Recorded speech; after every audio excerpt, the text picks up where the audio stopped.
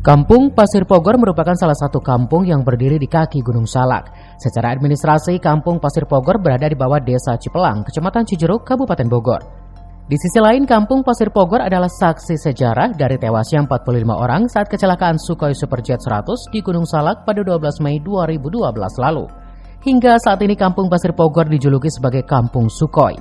Hal tersebut disematkan karena pada saat evakuasi jenazah melalui Kampung Pasir Pogor.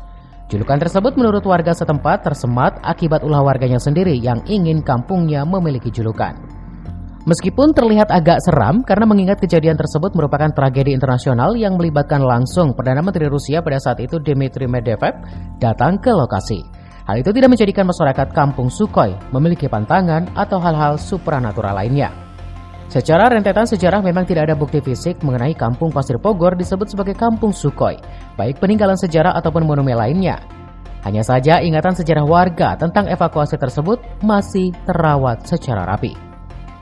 Izin, kenapa sih Pak Kampung Pasir Pogor disebut sebagai Kampung Sukhoi?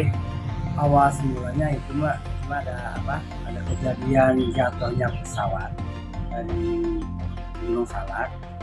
Pesawatnya kan namanya Sukhoi, pesawat Sukhoi ya.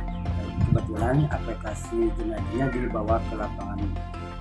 Awalnya namanya lapangan Persib, sekarang adanya aplikasi ke bawah ke lapangan. Jadi sekarang mah dibikin nama Sukhoi gitu. Oh Kampung gitu. Sukhoi ya. Berarti kampung ini sampai sekarang dikenal sebagai Kampung Sukhoi ya Pak? Sukhoi ya. Gara-gara jatuhnya. Dari Kabupaten Bogor, Cepi Suryadi melaporkan.